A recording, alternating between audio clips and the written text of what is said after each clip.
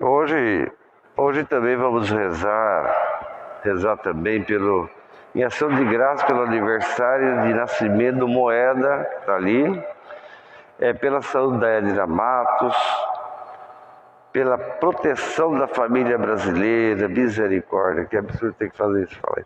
Pela proteção da família brasileira, sobretudo as mulheres que estão, sei lá estão sendo achincalhadas, baixaria tremenda, né? Impressionante. Rezar pela família brasileira, nós somos um só povo, não se esqueça, todos nós somos brasileiros, um só povo. Tem essa de eu sou melhor do que o outro, e é o evangelho de hoje, toma cuidado. Também pelo aniversário de nascimento do Ederson no mercado aqui, ele pediu para rezar para ele, que Deus abençoe a todos que estão fazendo aniversário. Também o deles e o Douglas estão fazendo aniversário. Nossa, parece que foi ontem que eu batizei vocês. Cadê eles? Vem aqui. Vem cá. Moeda, parabéns, já falei os parabéns para você. Mora perto de casa, é vizinho lá de casa. Nossa senhora, eu tenho foto de vocês no colo, no dia do batizado de vocês. Há 22 anos atrás. Lembra? Não lembro. Não, mas você tem a foto. Consegue segurar os dois no ar? Quando eu fiz o batismo de vocês, eu peguei os dois do colo. Ainda tem a foto. Parabéns, viu? Obrigado. Saúde pra vocês. Então, eu nunca sei quem é quem. Não sei quem é o Denis, quem é o Douglas, porque é tudo igual, é a mesma cara. Então, que coisa bonita, né?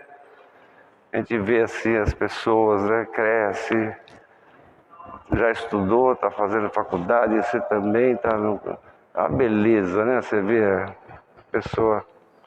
Isso é muito bom, né? Saúde para vocês, viu? Coragem, já casaram ou não? Não. Vai demorar muito? Um pouco. Você vai fazer o casamento também, né? Sim, mas não tem a pressa nessa parte, entendeu? Não tem a pressa, porque hoje em dia você viu como é que tá as coisas, né? Hoje em dia as coisas estão mais complicadas, então tenha juízo, né? Vai melhorar. Tá bom? Parabéns para vocês, viu? Muito obrigado. Uma salva de palmas pro Moeda que tá ali, e pro Denis, pro Douglas, pro Ederson que tá aqui também, do mercado. Ele trabalha no mercado, não dá para vir na missa, mas ele sempre pede para rezar para ele. Então, nós rezar, né? Rezar, não cansar de rezar. Hoje é Dia Mundial das Missões e vocês sabem a concepção de missão hoje não é mais aquela de 200 anos atrás. A concepção olha, todos nós temos uma missão. Se você tem a fé, não tem a fé, se é isso, se é aquilo, não interessa. Todos nós temos uma missão. Evidentemente que a perspectiva de Deus é que todos nós realizemos a nossa missão para o bem maior, para o bem comum, né? Os judeus ficaram escandalizados, né? Vocês sabem, na Bíblia, no histórico, né? Quando um persa, o rei persa, libertou o povo hebreu dos iraquianos, do exílio. E ele era uma pessoa que não tinha a mesma fé, não tinha nada. Mas ele realizou essa missão. Vocês estão vendo? Todos nós temos uma missão. Agora, a perspectiva de Deus é que a gente realize a missão boa, para o bem das pessoas, o bem da família, o bem de todos, o bem da igreja. Isso é que é. Então, hoje é um dia muito importante também, porque o mundo celebra essa missão, né? Ao Dia Mundial das Missões. Tenhamos o coração feliz, alegre, busquemos a Deus sempre, busquemos o poder de Deus, que é muito importante, que está presente no mundo, e vamos procurar sempre a face verdadeira de Deus, que está em Jesus de Nazaré, nesse mocinho aí, crucificado e ressuscitado. Em nome do Pai, do Filho e do Espírito Santo. A graça e a paz de Deus, nosso Pai, e de Jesus Cristo, nosso Senhor, esteja sempre convosco. Peçamos perdão.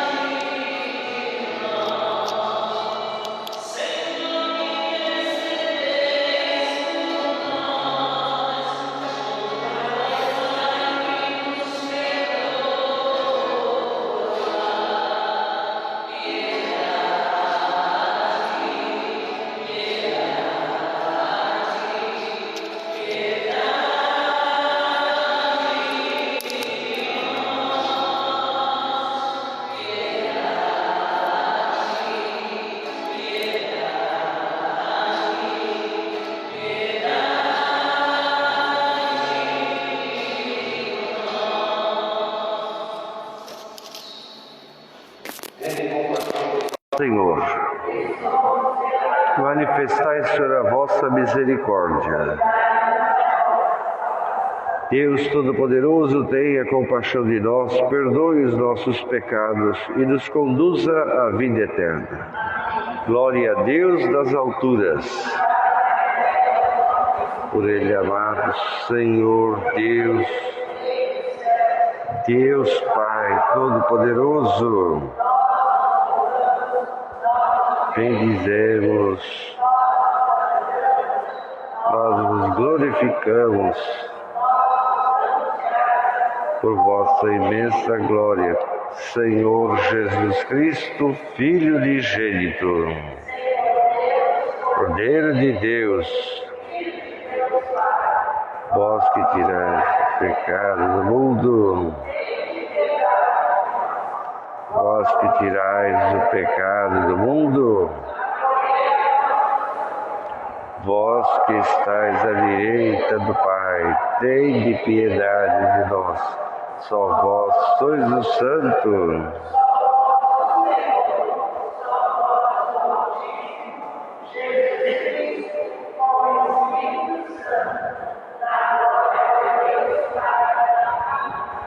Oremos. Deus eterno, todo-poderoso, aumentai em nós a fé, a esperança e a caridade. E para merecermos alcançar o que prometeis, fazei-nos amar o que mandais. Por nosso Senhor Jesus Cristo, vosso Filho, que é Deus convosco, na unidade do Espírito Santo. Ao texto do Eclesiástico, sentado, texto do livro do Eclesiástico. Muito bonito esse livro, vale a pena. É comprido, mas vale a pena, porque traz os grandes ensinamentos, né? Eclesiástico é um livro que faz parte dos livros da sabedoria, né? Na Bíblia.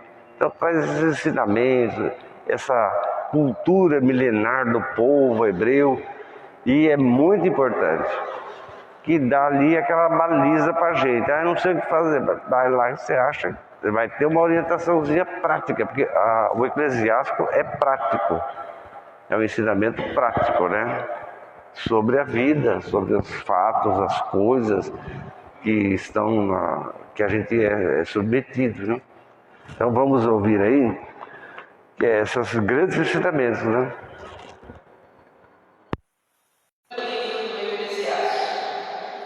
O Senhor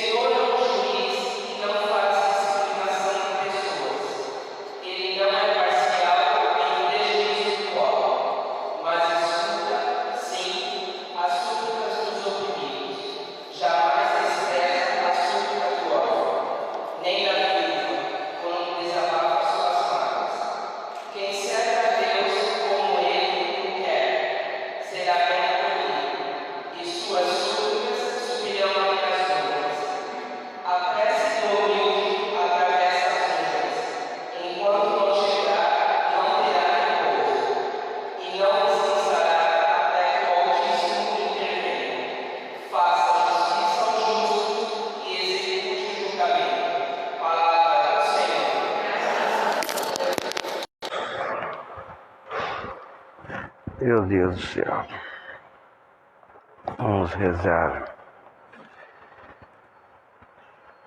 O pobre clama e Deus escuta todos. O pobre clama e Deus escuta.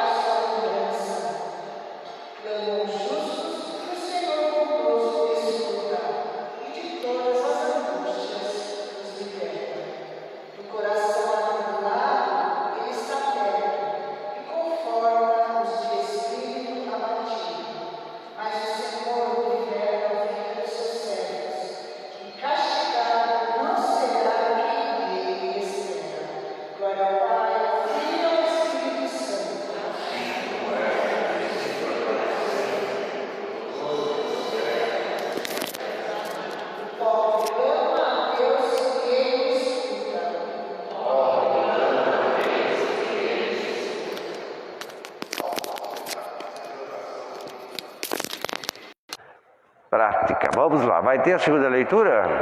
Então vamos. Coragem. Segunda leitura de Timóteo, segunda carta de Timóteo, que é o testamento de Paulo. A primeira e a segunda de Timóteo é o testamento de Paulo. E Paulo fala umas coisas bonitas, fim da vida mesmo, tá para morrer. E ele, então, fala da missão. Ele fala, cumpri a minha missão. Deus me tirou daquele caminho que eu estava e o ressuscitado. Jesus ressuscitado, tirou daquele caminho que eu estava, me colocou nesse caminho que eu vivo, luto por ele, combato, vivo a fé intensamente. Nem tudo foi bonito na minha vida, diz Paulo. Vai que bonito, né? Nem tudo foi bonito. Na minha trajetória, muitos me abandonaram, muitos me largaram, muitos se perderam. Mas no final ele diz uma coisa muito bonita, que Paulo diz assim, tomara, eu desejo o perdão para todos. Desejo o perdão para todos, desejo a misericórdia de Deus para todas essas pessoas que me abandonaram, que me odiaram. Sabe que Paulo, ele é muito... muita gente tinha ódio dele, né? Muitos cristãos tinham ódio dele, inclusive, né? E ele sofreu muito por causa dessas coisas, né? A gente sofre, é lógico, todo mundo sofre por causa dessas coisas. E ele, é uma bonita, no testamento dele, aqui, que é 1º e 2 Timóteo, ele fala sobre isso. E não tem raiva, é uma pessoa que não tem, é raivosa, sabe aquela pessoa raivosa? Ele não é assim, né? Ele não tem ódio. Ele fala que Deus perdoe a todos, olha, que Deus dê misericórdia para todos vocês, inclusive para esses, né? Inclusive para esses. Vamos lá, Raimunda, coragem.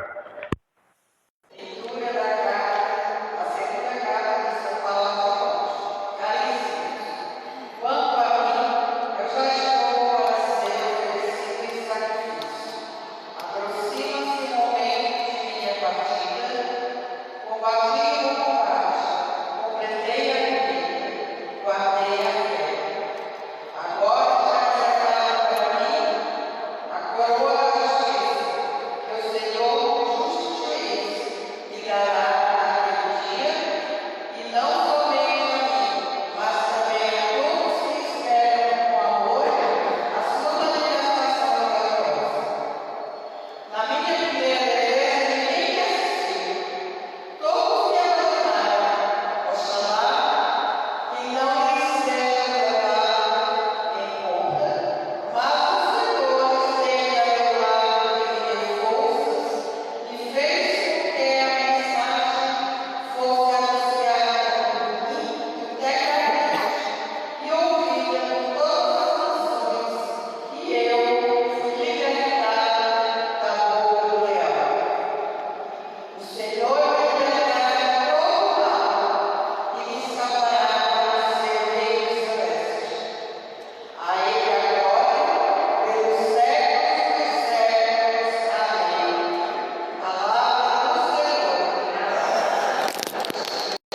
Que beleza.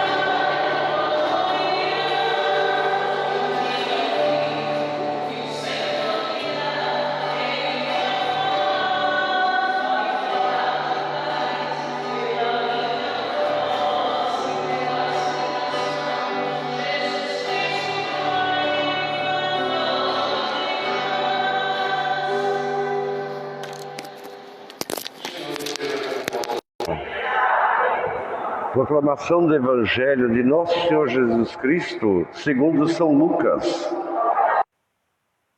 Lucas 18. Naquele tempo, Jesus disse a seguinte parábola para aquelas pessoas que se consideravam justas e desprezavam os outros. A parábola é essa.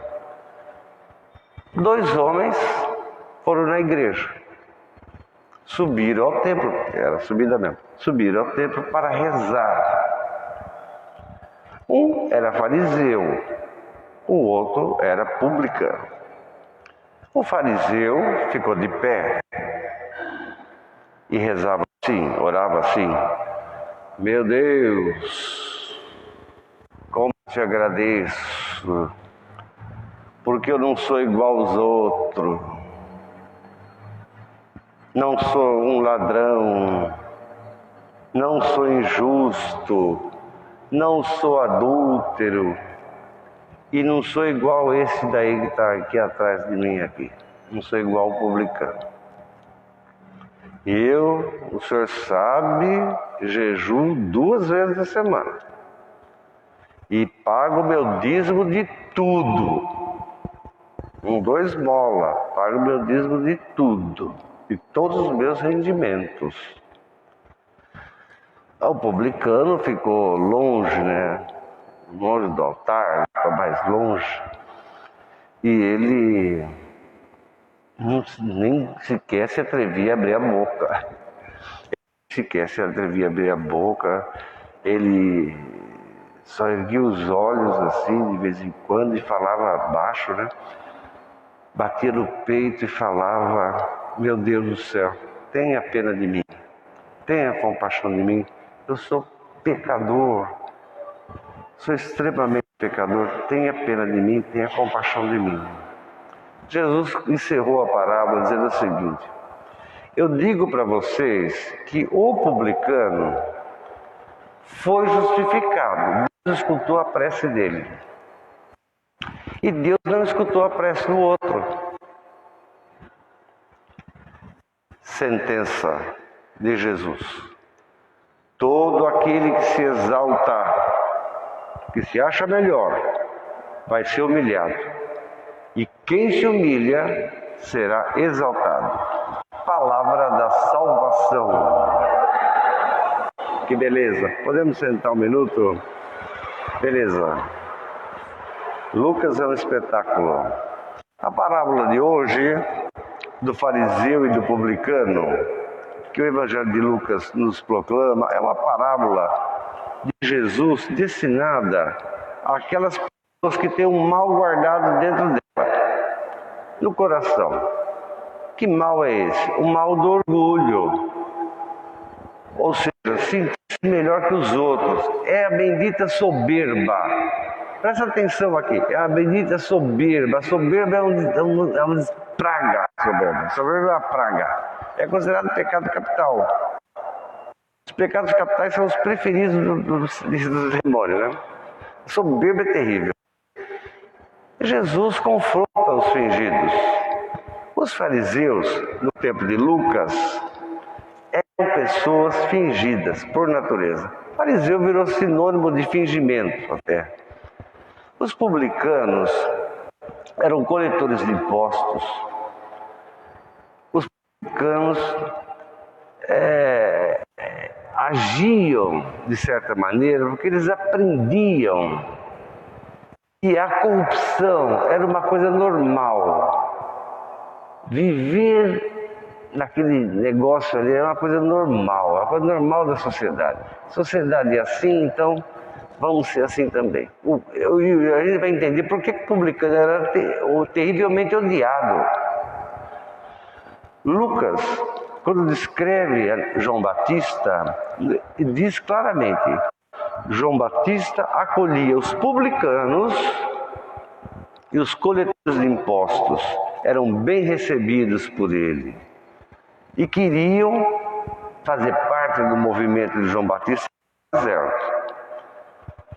Mas João Batista dizia: é preciso mudar o comportamento. Ele impunha uma nova maneira de viver. Publicano, para de extorquir os outros. Para de corrupção. Não cobre a mais de ninguém, além daquilo que a lei determina. Essa era a prática que eles tinham, né? E pior, né? Eram funcionários públicos, ou publicanos, e eles eram contratados pelo Império Romano para coletar os impostos de todo mundo. Todo mundo. Pobre, rico, todo mundo. Isso era uma coisa terrível. Os judeus odiavam os publicanos, porque eles prestavam serviço para quem dominava o país e não para o país. Terrível, né? Mas olha, o João Batista falava essas coisas, ele exigia um esforço gigantesco para as pessoas. Como evitar essa tentação terrível? Como transformar a mentalidade? Desafio. Assim como Jesus, João Batista também ia direto nas questões, no fundo das questões, que está no coração. Está no coração dos fingidos. Gente fingida. Está no coração. Só pode haver transformação na vida se você mudar o seu coração. De outro jeito. Jesus não fica na superficialidade das coisas, das questões. O objetivo de Jesus é salvar. É salvar. Ele quer salvar todo mundo. Ele só não salva o diabo porque não dá para salvar o diabo, né? Mas ele quer salvar todo mundo, até os inimigos dele ele quer salvar. E por isso, quando ele fala certas coisas, ele não está condenando, ele está propondo que a pessoa olhe para o seu coração. Olhe para o seu coração. Pense. Mude. Haja diferente. O publicano era terrível. Quando você vive debaixo de uma cultura onde todo mundo se achincalha a você, todo mundo trata você como se fosse você vai absorvendo aquilo, e você vai chegando à conclusão que você é mesmo aquilo. É aquela cultura do escravo, né? O Moisés, coitado, sofreu tanto, porque o povo ficou 200 anos escravo no Egito. Os egípcios todo dia falavam assim: vocês são um bosta, você é uma merda, vocês não sei o que, vocês têm que trabalhar, vocês não podem ter salário, vocês têm que trabalhar de noite, e judiavam. 200 anos. Olha, minha gente, para você se libertar dessa mentalidade, não é brincadeira. É uma tarefa terrível, uma tarefa gigantesca. Porque você se habitua a achar que você é um zero à esquerda, um zero a ninguém. Você se habitua a achar assim. É a mulher que faz o homem. Como é que chama? É uma doença, né, que a mulher tem, né? É uma doença. É uma doença que chama síndrome de Jupira. É aquela mulher que olha para você e só bota defeito no você. Nada tá bom, nada presta, você não vale nada, é todo dia. Você não vale nada, você não vale nada, você não vale nada, você não presta, maldita hora que eu casei com você, e vai. É uma doença mental, inclusive, né? É uma doença mental. E tem homem que é assim também. É uma doença mental. Agora, você se libertar disso, dessa coisa, não adianta você parar, resolve, o problema é você, aquilo que você vai carregar aquilo junto com você. Você carrega aquela coisa dentro de você. Se libertar disso é o tema de hoje. Como fazer isso? Pelo amor de Deus. Como não ser assim? Como aceitar a igualdade? Que no fundo é essa a questão. Como a gente aceitar a igualdade? Como você pensar assim, eu sou igual. Aí o outro é tão diferente de mim? Não, não é diferente, é igual. Como um marido vai olhar para a mulher e falar assim, ela é igual a mim. Como uma mulher olhar para o marido e falar, ele é igual a mim. Você vê, é difícil, hein? Porque nós vivemos num lugar, num mundo onde a desigualdade é a regra. A desigualdade é a regra. E a gente cresce no mundo da desigualdade. E a gente começa então a achar que a gente está aqui, o outro está aqui. Que não tem igualdade, mas tem igualdade perante Deus. Tem igualdade. Deus fez tudo, até a natureza, a igualdade. Você não é diferente de uma árvore. A árvore tem vida, você tem vida, os pássaros, tudo. Existe uma igualdade que a gente vai perdendo, que a gente perde, né? Desde pequeno, hein? E desde novo. Nasceu, já corre o risco. Né? Porque a psicanálise de Freud, né? E outros diziam que os dois grupos que têm dificuldade de enxergar, de se relacionar por igual, é o quê? São as crianças e os animais. O animal, ele não se relaciona com o leão, por exemplo. O leão está lá. Entendeu? Primeiro que o leão não trabalha, é um vagabundo. É as mulheres dele que tem que trabalhar para ele, né? O leão é um vagabundo que tem. Não sei porque que ele é rei, né, dos animais. Então as leoas vão catar comida, caçar, etc. A leoa olha um bicho ali, uma gazela, um bezerro, sei lá o que for, ela não vai olhar para ele, ela vai para cima. Ela avança, ela bate, ela mata, ela morde, ela não consegue, pensar assim. É só em desenho animado, Walt Disney. Mas na natureza não é assim. E as crianças têm maior dificuldade. Você veja como a criança tem dificuldade de convivência com o outro. Dificuldade tremenda, né? As crianças gostam de botar defeito no outro. A primeira coisa que elas reparam é o defeito do outro.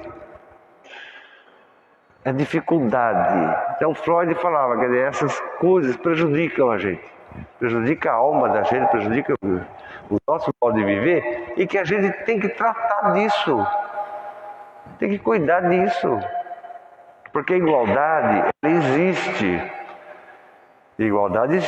a desigualdade é um mal, e achar que ser desigual é normal é pior ainda. Vá para o hospício, vá tomar remédio, o hospício vai ser internado. Dr. Bacamarte, eu aconselho nos tempos de hoje, já estão vivendo, todos a lerem aquele livro maravilhoso do Machado de Assis, O Alienista. Conhece a história do alienista? Leia, é bonito, é um livrinho pequenininho, lindo. É um médico que chega na cidade pequena que vai cuidar do hospício. E ele é infeliz no casamento, a mulher é uma doida, ele fica enchendo a cabeça dele, ele é infeliz no casamento, ele começa a trabalhar no hospício, ele começa a andar na cidade, ele começa a perceber que todo mundo é meio doido na cidade. O padre é doido, o prefeito é doido, os políticos são doidos, os caras que trabalham na roça é doido, tudo. E ele começa a internar todo mundo no hospício. É o Dr. Bacamarte, é o personagem central. Leiam.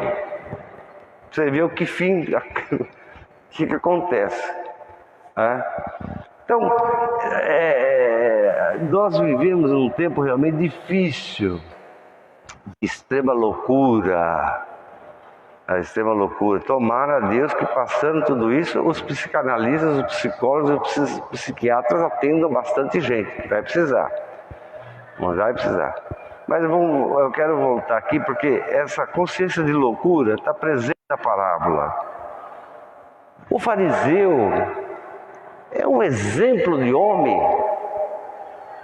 O fariseu é um exemplo de homem que quisera nós ter 300 desses. É um exemplo.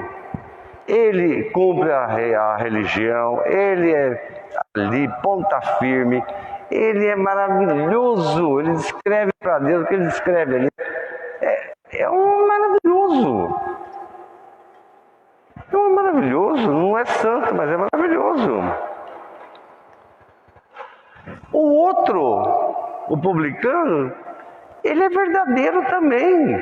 Os dois são verdadeiros. O fariseu é verdadeiro e o publicano é verdadeiro. O publicano é tão verdadeiro que ele não tem nem coragem de chegar perto do altar, nem chegar perto do fariseu. Ele fica lá no fundo e o que ele fala para Deus é o que ele acha realmente, é a verdade.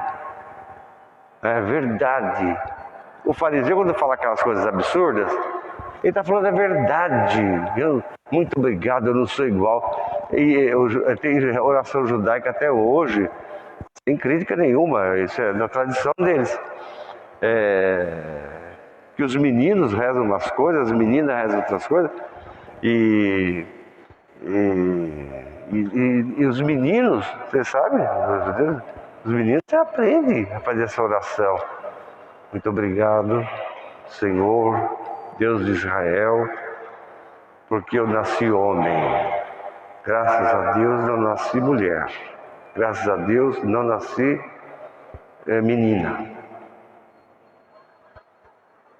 O que está implícito, né? Mulher é ser inferior.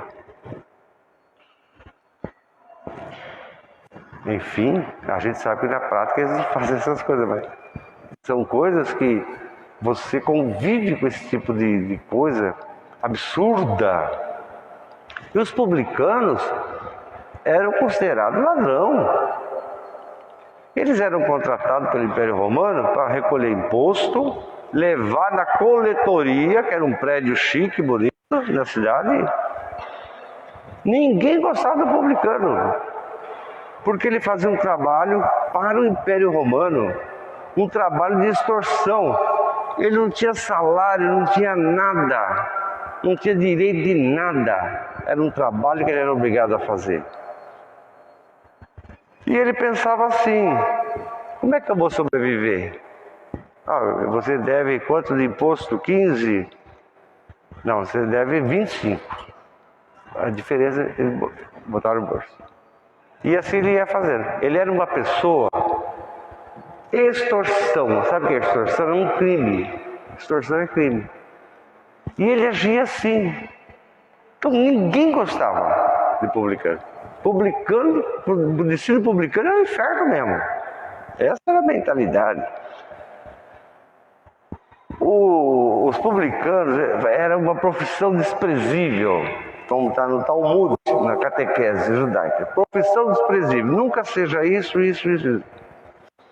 Profissão desprezível, que Deus não ama, que Deus não gosta. Está lá na catequese deles. É uma lista enorme, não vou nem perder meu tempo aqui. E tudo associado com ladrão, tudo. tudo associado com ladrão. Gente que não prestava. Como diz o Talmud, diz: essas pessoas não prestam. Essas pessoas não têm salvação. É o Midrash, né? Chamado Midrash do Talmud. Mas a questão é, Jesus, ele fala assim, 3 horas da tarde foi na igreja. Foram na igreja, no templo rezar. Era 3 horas, porque a Lucas disse no Atos dos Apóstolos, capítulo 3, que era obrigado 3 horas da tarde a rezar. Se não desse para você ir na igreja, tinha que rezar. 3 horas da tarde. Rezavam lá de pé, falavam consigo mesmo, não podia nem falar muito alto, tinha que falar baixinho, meio tom, quase uma voz bem baixinha. O fariseu, como nós vimos no texto, cita as qualidades, os pecados que evitou, recita aquele lista de coisa boa, né? É um homem maravilhoso, cita aquele monte de coisa boa que ele fazia. O fariseu, ele é cumpridor da lei escrita.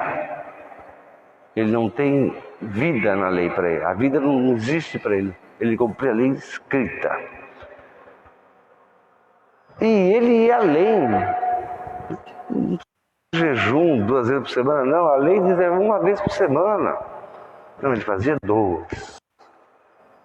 10% de dízimo, não, 10% é pouco, eu vou dar 30%. É um santo homem. É uma pessoa maravilhosa. Não é para rezar 3 horas, rezava 5. Então, era assim, ele ia além daquilo que a lei como religião ensinava sobre jejum, sobre dízimo, aquelas coisas obrigatórias que a lei dizia, para se dar bem com Deus, tem coisa que você tem a obrigação de fazer, obrigatório. O fariseu é exemplar. Ele acredita na bondade de Deus, ele acredita piamente. Eu fazendo isso, Deus vai ter bondade e eu serei salvo. Ele acredita nisso.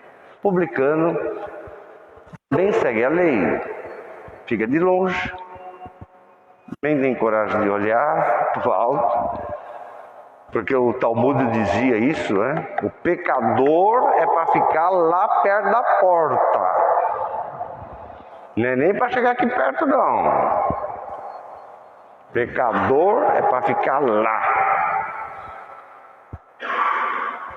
Era assim, o publicano segue a lei. Ele fica lá, do jeito que tem que ser, como a lei manda. O publicano acredita que seu comportamento, que é um comportamento horroroso, mistura corrupção com religião, com extorsão, com código penal, com código... É uma coisa horrorosa. Sobreviver e fazer essas coisas. É o sistema, a sua sociedade daquela época era pior, muito pior. Que tem gente que tem saudade, é lógico, né? Tem gente que tem saudade da Idade Média, tem gente que tem saudade do século XV. Muda para o século XV para você ver quem que é. Muda para o século XV. Você vai ver que gostoso que é. Ele fica elogiando. Muda. Se Deus pudesse botar você numa máquina do tempo, assim, jogar você lá para lá. Ele vai ver que gostoso.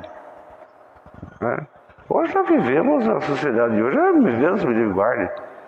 Está pior, não está ainda como tem que ser, como Deus quer, mas o fariseu é autossuficiente. Vamos ser claros aqui. O pecado dele é esse. Ele é autossuficiente. É aqueles que se auto-incensa. Olha aí como eu sou. Sabe o Johnny Bravo? Lembra daquele desenho de Johnny Bravo? Alguém assistia Johnny Bravo? É o Johnny Bravo. Olha como eu sou bonito, forte, as mulheres olham para mim. É o Johnny Bravo. Autossuficiente. Eu acho que ele é lindo, maravilhoso, ele é tudo, ele é maravilhoso. Tudo. O resto é tudo. Ele transforma a religião numa farsa. A autossuficiência, ensina Jesus, transforma a religião numa farsa. Transforma a religião numa impostura, no embuste. que é uma palavra do Código Penal. Embuste. A fé não é embuste. A fé não é isso. Tanto não é que o fariseu acredita que ele nem precisa de perdão. Eu já cumpro isso daqui, logo estarei salvo. Não precisa de perdão nada, perdão nada. Precisa de perdão de misericórdia. São tão autossuficientes que na cabeça do fariseu cria uma mentalidade, sabe? Deus é obrigado a me salvar. Deus é obrigado a me salvar, porque eu faço isso, faço aquilo, ajudo os pobres, ele ali. Deus é obrigado. Já era. Coitado. Não é Deus que... É você que manda em Deus. Você quer mandar em Deus. Inverte. Isso, a autossuficiência causa isso às pessoas, que é um problema de doença mental, é lógico. A pessoa que acha só ela é bonita, o resto é tudo horroroso, precisa de um médico, né? Eu sou melhor, o resto é tudo porcaria, não é médico, não precisa de um médico, é um problema mental. Que Jesus, Jesus queria salvar o fariseu também, lógico, queria salvar todo mundo. Deus não tem obrigação.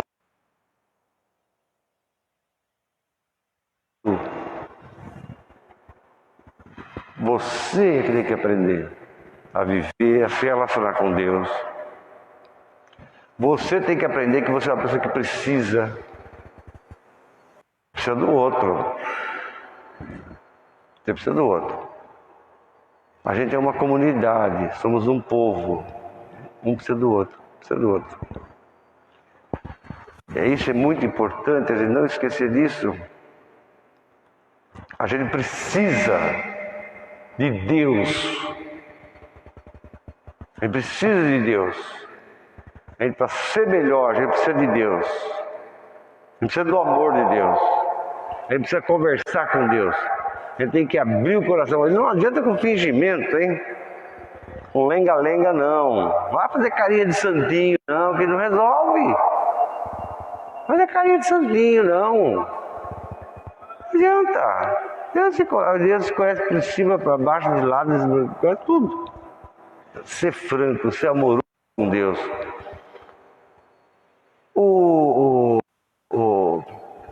O fariseu, embora o fariseu fale a verdade, certamente o Deus que ele acredita não é o Deus verdadeiro. Entende? Porque a autossuficiência na religião, na política também é assim, política da economia, né? Existe a autossuficiência, existe essa mentalidade, né? Que desvirtua, coisa terrível. É um mal, Deus me livre e guarde isso. É uma coisa do capeta mesmo, isso, não pode ser. Né? Então, o farisaísmo, ele presente muita gente religiosa, muita gente. Está presente na igreja católica, está presente na evangélica, está presente em tudo quanto é religião. O fariseu está presente. Fácil de perceber. É fácil você detectar. Vai. De brava. Fácil.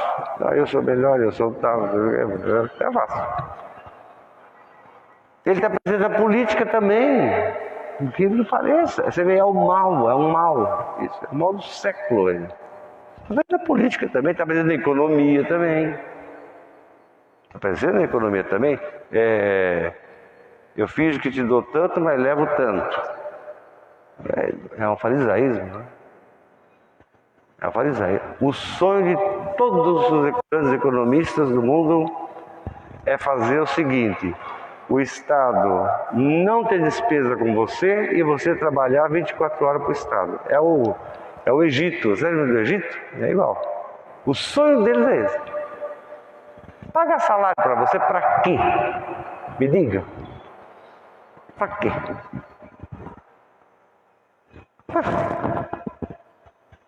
Que bobagem. Esse é o sonho de todos, assim. E não interessa que cor que é, de onde que é, não, o sonho é esse. O sonho é esse. Aposentado tem que morrer. Aposentado tem que morrer o mais rápido possível, porque o governo gasta um dinheirão para te dar dinheiro todo mês. Você imagina se morrer metade dos aposentados? Ou quanto dinheiro vai sobrar? E bastante, hein? Esse é o sonho. E lá no tempo da escravidão, no Êxodo, era a mesma coisa. O pensamento era isso. Não é possível uma coisa dessa. É incrível, é uma praga esse negócio da autossuficiência, essas coisas. É impressionante, é uma doença. Aos fariseus de hoje, o recado do Evangelho: Deus não assina contrato com gente interesseira. O que agrada a Deus, minha gente, é o amor. É amor verdadeiro. É você se dedicar a fazer o bem. É você lutar para você ter uma sociedade melhor. É uma coisa, o autossuficiente, essa coisa é tão terrível, né? E é uma coisa que você não entende, você tenta entender, mas você não consegue entender. Por quê? Do ponto de vista econômico, quanto mais os mais pobres melhoram de vida, a classe média melhora de vida, o que vai acontecer? Vai consumir mais, vai comprar mais, vai viajar mais, vai ter isso, vai ter aquilo. E todo mundo ganha. Até quem é rico vai ganhar mais ainda. Os bancos, então... Agora, é o contrário. O sonho deles é fazer o contrário. Não dá. Isso é... Eu nem vou falar o que é que vocês... Isso é criminoso, isso daí. Isso é criminoso. Uma pessoa que quer taxar o seu salário de 1.090 para 500 é criminoso. Ir para cadeia, tem que prender. Uma pessoa dessa é horrível, vai estar aí no mundo. Deus não faz contrato com gente assim. Deus não faz contrato com interesseiro. Deus não faz. Pode tirar o cavalo da chuva. É o amor verdadeiro que vale. É a sua dedicação que vale.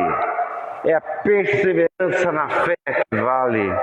É a sua entrega incondicional ao serviço de Jesus Cristo, ao serviço da comunidade, ao bem do outro. E que vocês, para ter paciência. Porque um homem que reza no domingo, Dia Mundial da Alimentação, um que faz uma oração de nem tem nem 3 linhas. Não tem nem 3 linhas. Fala, vamos pedir a Deus que abençoe. A frase é essa mesmo. Pedir a Deus que abençoe as pessoas que têm coragem de repartir com os mais pobres. Ponto final.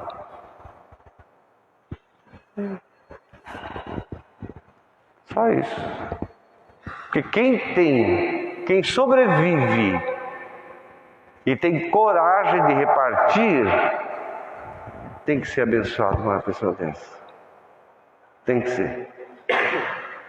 Deus tem que abençoar essa pessoa, essas pessoas. Seja rico, seja pobre. Deus tem que abençoar. Não é pecado você fazer isso. Não é errado você fazer isso.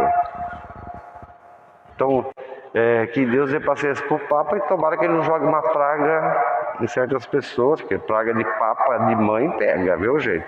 É terrível. Vamos então ficar de pé. Povo de Deus, vocês renunciam a Satanás?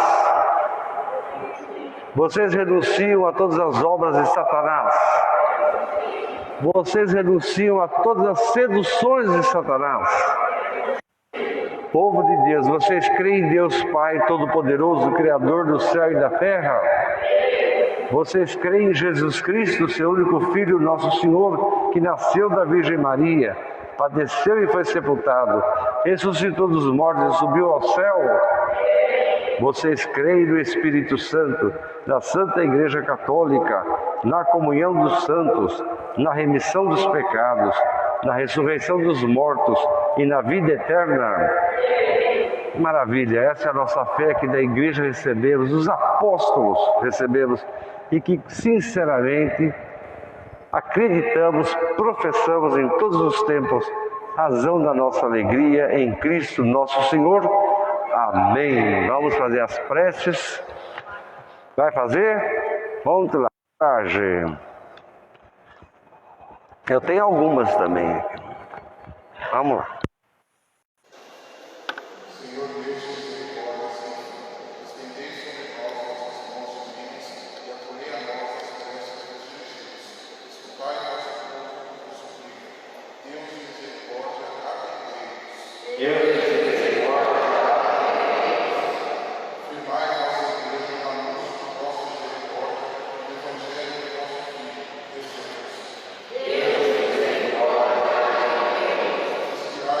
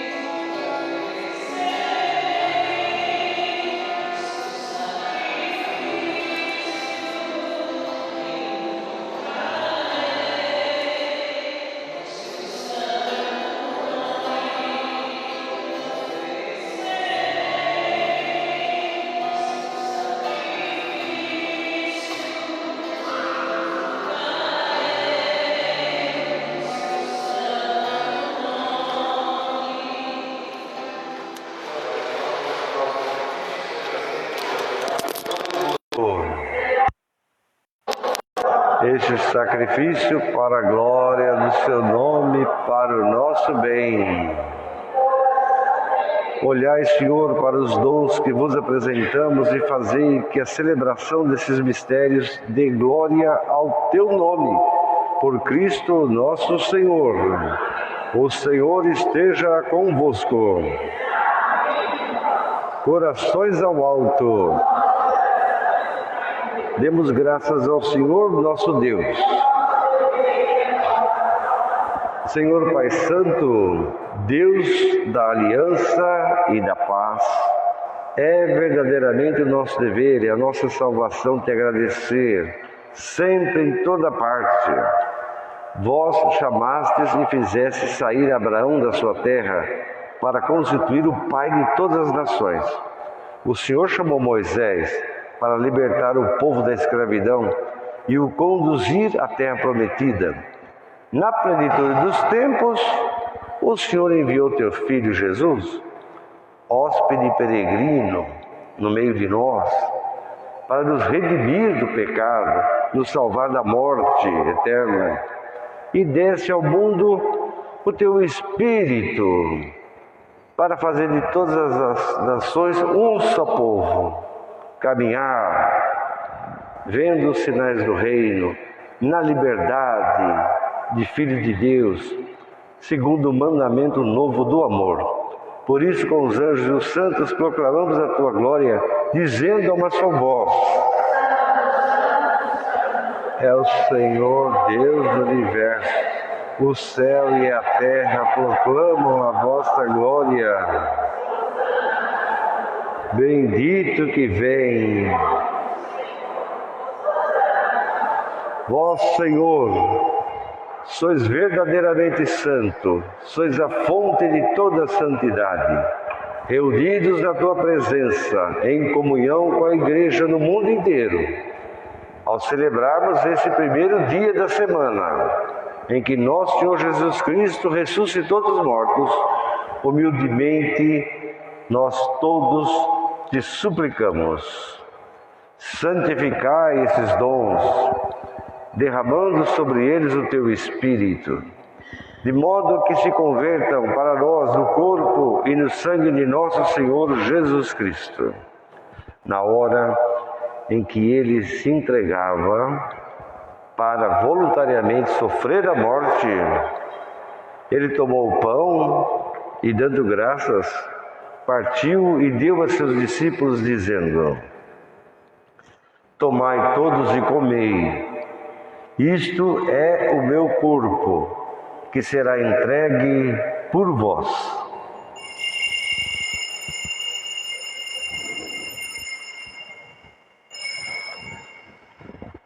De igual modo, no fim da ceia, tomou o cálice e, dando graças, deu a seus discípulos, dizendo: tomai todos e bebei, este é o cálice do meu sangue, o sangue da nova e eterna aliança, que será derramado por vós e por todos, para a remissão dos pecados. Fazei isto em memória de mim.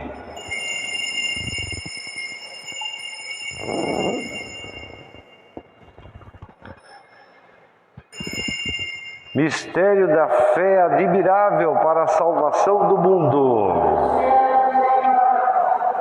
Proclamamos a vossa ressurreição. Celebrando agora, Senhor, o memorial da morte e da ressurreição de teu Filho, nós te oferecemos o pão da vida, o cálice da salvação. Te agradecemos porque nos admitiste na tua presença para vos servir nesse santo mistério. Humildemente te suplicamos que, participando do corpo e do sangue de Cristo, sejamos reunidos pelo Espírito Santo num só corpo. Lembre, Senhor, da igreja, do povo todo cristão, pelo mundo afora, disperso pelo mundo aí. Tornai a igreja perfeita na caridade, em comunhão com o Papa Francisco, com o nosso Bispo Algacir e todos aqueles que estão de verdade a serviço da melhoria do povo de Deus. Lembrai-vos também dos outros nossos irmãos que adormeceram na esperança da ressurreição, e de todos aqueles que na tua misericórdia partiram deste mundo. Admiti-os na luz da tua presença. Tenha misericórdia de nós todos, Senhor, e dai-nos a graça de participar da vida eterna.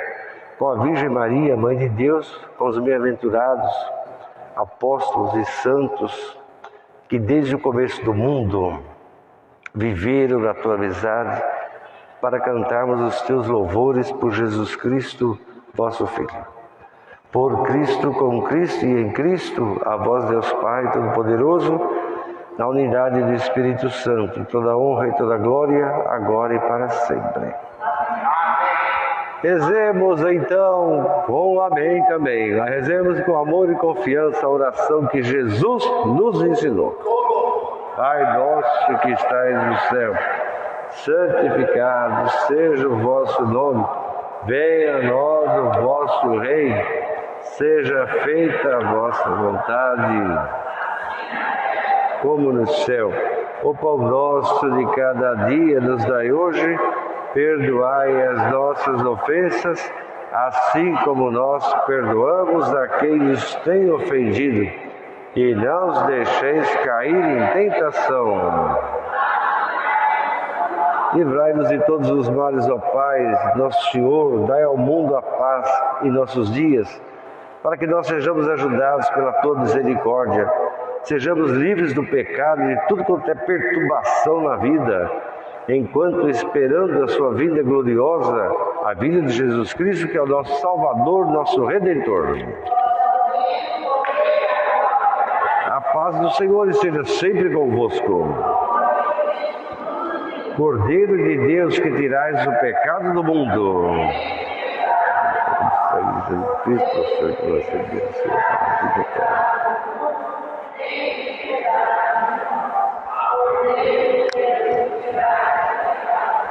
Minha vida é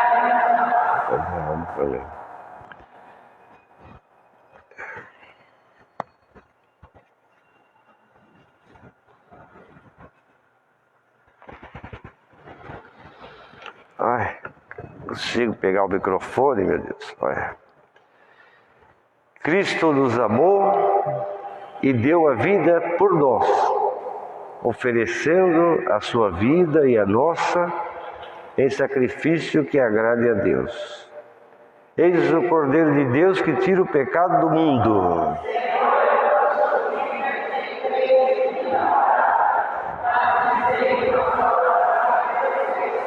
O corpo e o sangue de nosso Senhor Jesus Cristo nos guarde para a vida eterna.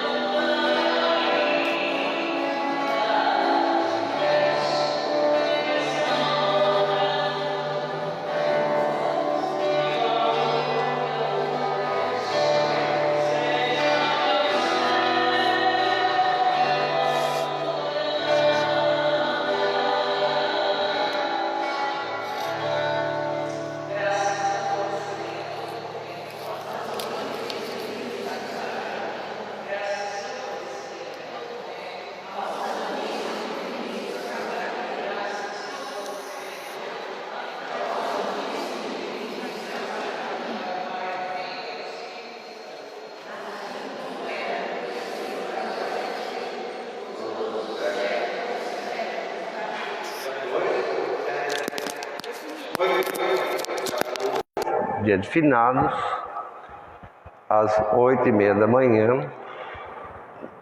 É uma regra, normalmente, para quem é cristão,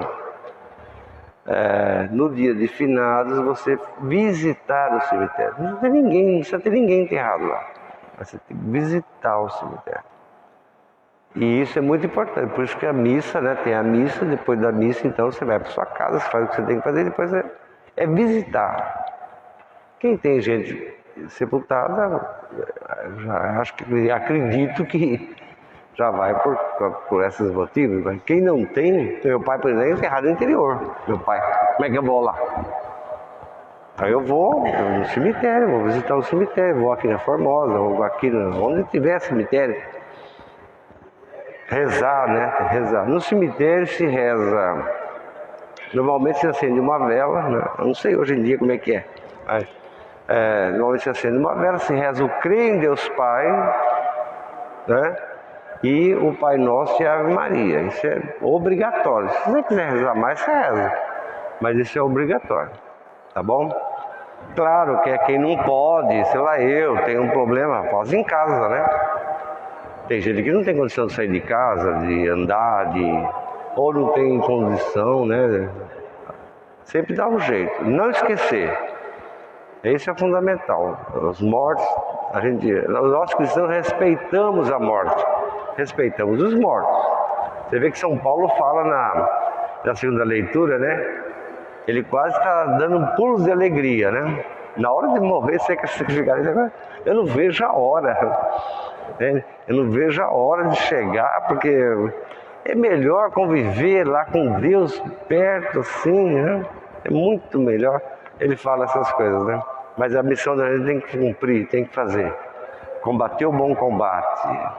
Não perder a fé. O grande desafio da gente é não perder a fé. Nunca, de jeito nenhum. Não perder a fé. De jeito maneira.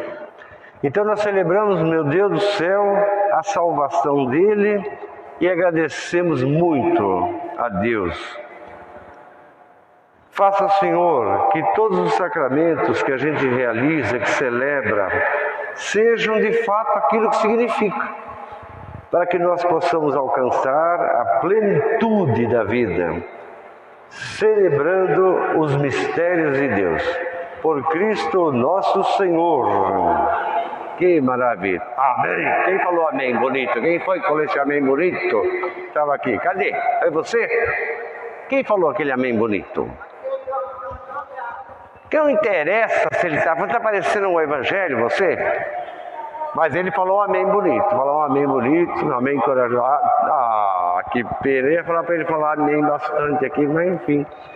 O Senhor esteja convosco. Abençoe-vos o Deus Todo-Poderoso, o Pai, o Filho e o Espírito Santo. Mais alto bonito. Amém. Fala amém. Oh. Coragem para todo mundo. Ânimo.